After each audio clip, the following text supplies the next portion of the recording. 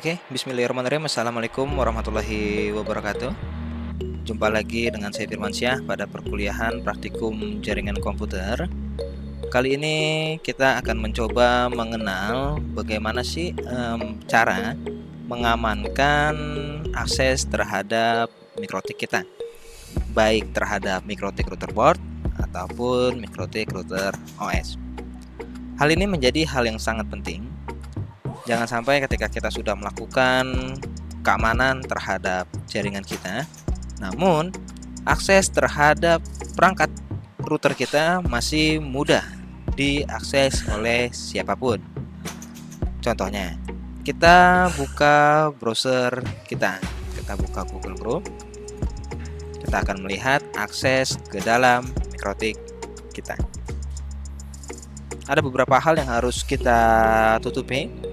Kita bisa nanti membatasi akses terhadap mikrotik kita. Oke, IP gateway-nya saya lupa IP mikrotiknya berapa. Kita cek dulu sebentar. Berapa IP mikrotiknya ya? Saya lupa. Kita cek dulu IP address print 10.10.10.1. Oke, sekarang kita masuk lagi ke browser. Kita masuk ke XP, ke kliennya. Kita coba masuk 10.10.10.1. Nah, kita lihat ketika kita menggunakan browser, klien dapat melakukan akses terhadap mikrotik menggunakan webfix tanpa adanya keamanan, tanpa adanya verifikasi user maupun password. Hal ini akan menjadi sebuah celah terhadap keamanan di dalam layanan jaringan kita. Sudah ada konfigurasi yang kita implementasikan. Contohnya kalau kemarin DHCP server yang sudah kita buat, di sini DHCP mungkin bisa dirubah range-nya. Lalu kemarin juga kita sempat buat GUI kalau tidak salah. Nah, GUI-nya pun juga bisa dirubah manajemen bandwidth-nya. Lalu kita juga sempat melakukan IP firewall terhadap pengimplementasian keamanan MAC address. Nah, ini harus kita tutup terhadap akses ke dalam mikrotik menggunakan web browser. Caranya seperti apa? Mungkin kita bisa masuk ke Winbox ataupun di webbox ini. Kita masuk ke Winbox saja. Hal ini nanti teman-teman juga harus dipastikan melakukan cara ini. Pada Winbox kita hanya melakukan titik 3 ini untuk melakukan pencarian. Nah, di sini kita bisa pilih IP-nya. Login masih sebatas admin, passwordnya masih kosong. Kita masuk dulu connect. Yang pertama, kita akan mengamankan akses ke dalam router kita menggunakan kita akan membatasi akses ke dalam router kita ketika ada yang mencoba melakukan akses ke dalam mikrotik menggunakan webfix ataupun webex-nya. Caranya seperti apa? Caranya kita masuk ke sistem. Sebentar, saya cari dulu sistem. Oke, sebentar. Ini coba tools. Ya, sebentar ya, saya sambil mencari dulu. Sudah mulai lupa nampak saya ternyata. Oke, coba sistem identify bukan, password bukan, shutdown bukan, user bukan, user itu hanya user, SSHK bukan, grup SSHK, sistem. Sebentar, saya cari dulu untuk mengamankan web box-nya agar tidak bisa diakses oleh seseorang yang tidak memiliki akses. Sebentar, dia ada di sistem seharusnya. Sistem user bukan.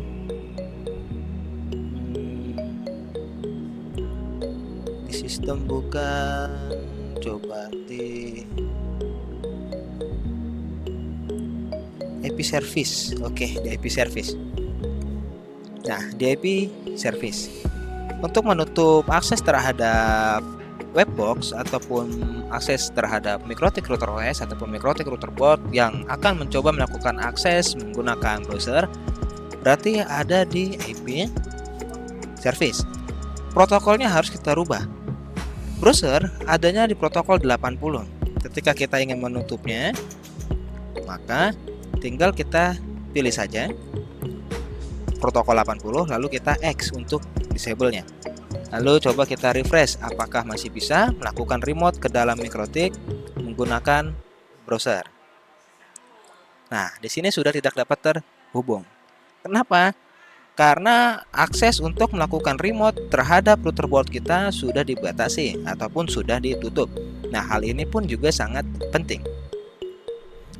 Lalu, untuk melakukan remote terhadap akses MikroTik menggunakan Winbox, kita juga bisa merubah portnya. Contoh, di sini Winbox kalau kita tutup, maka akses Winbox-nya pun akan tertutup, maka otomatis akan terdisable. Kita hanya bisa melakukan remote menggunakan telnet, SSH ataupun FTP. Bisa kita batasin ataupun kita tutup semua. Hanya kita hidupkan Winbox sesuai yang akan kita gunakan. Nah, portnya pun bisa kita rubah. Ketika tadi defaultnya hanya menggunakan mencari alokasi IP, usernya admin, passwordnya kosong, di sini pun bisa kita rubah. Contoh, kita double klik saja Winbox-nya sampai dia masuk. Nah, portnya mungkin bisa kita ganti jadi 212 Wiro Sableng. Play. Oke. Jadi, ketika kita ingin melakukan remote terhadap MikroTik menggunakan Winbox, kita harus masukkan portnya dulu. Ketika kita tidak mengetahui port yang dirubah ataupun port yang kita gunakan, maka kita tidak akan dapat terhubung ke dalam MikroTik kita. Maka di sini kita tambahkan .2 212 baru di connect. Nah, ini kita tambahkan karena kita merubah port defaultnya. Baru kita connect. Oh, sorry. 1.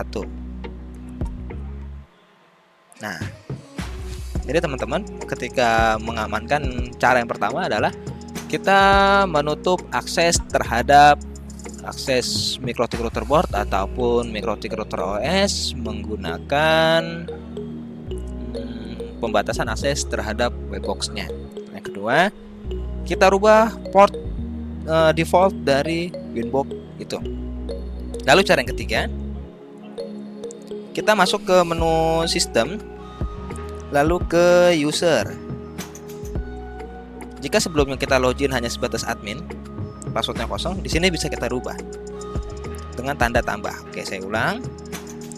Kita masuk ke menu sistem, lalu kita masuk ke menu user. Nah, di menu user ini tab user kita tambahkan dengan tanda add.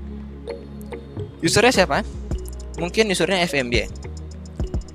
FMY itu akronim saya, FMY. Grupnya apa? Ketika read, maka FMY hanya bisa membaca. Ketika write, berarti FMY hanya bisa menulis. Namun di sini kita buat aksesnya menjadi full. Password. Jadi nanti ketika login dia akan memberikan password. Passwordnya berapa? Contoh 12345678. Pak, passwordnya tidak terlihat. Saya takutnya typo. Di mana untuk menampilkan password? Di Winbox ini ada yang checklist hide password, kita unchecklist. Lalu 12345678. Play. Oke. Nah, coba adminnya kita disable. Jadi untuk login ke dalam Winbox ini, kita harus yang pertama adalah menambahkan protokol port yang tadi 212. Usernya FMY, passwordnya 12345678. Oke, kita coba login, kita buka lagi Winbox-nya. Sebelumnya masih menggunakan admin saja. Untuk pengujian kita tes connect. Nah, di sini ada notifikasi user dan password salah. Maka selanjutnya adalah kita pastikan user dan passwordnya sudah sesuai dengan yang kita tambahkan tadi. Loginnya kita ganti menjadi FMY huruf besar semua. Passwordnya 1 2 3 4 5 6 7 8. Key password untuk mengingat, lalu save. Jadi nanti tinggal klik sini saja lalu di connect. Nah, kita di sini bisa langsung login ke dalam MikroTik kita. Hal ini menjadi hal yang sangat penting. Tidak bisa kita menggunakan keamanan jaringan tapi tanpa mengamankan perangkatnya itu sendiri. Jadi yang pertama tadi kita membatasi akses terhadap MikroTik router OS kita dari browser. Kita membatasi akses terhadap user admin. Merubah protokol port yang default dari Winbox itu. Lalu, apakah ketika ada teman saya mengetahui usernya FMY, passwordnya 1 2 3 4 5 6 7 8, apakah teman saya dapat melakukan akses ke dalam Winbox saya? Dapat.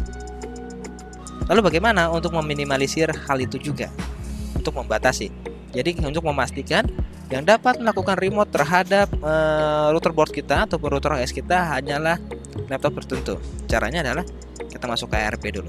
Kita lihat di Ether 2. Nah, IP Ether 2 adalah 10 10 10 20. Nanti akan ini kita daftarkan. Kita kembali ke sistem. Masuk kembali ke user. FMY ini kita double klik. Ini di active user, kita harus di user. Nah, FMY kita double klik. Oke, double klik. Nah, allow access, allow address. Yang bisa address ya, yang bisa ngonfig siapa? Kita daftarkan IP addressnya hanya yang ber-IP address 10 10 20/24 ataupun 10 10 10 saja. Ini yang akan ataupun hanya ini yang dapat melakukan akses ke dalam jaringan kita. Namun dipastikan untuk alokasi ini, alokasi IP address ini pasti haruslah IP address yang bersifat statik.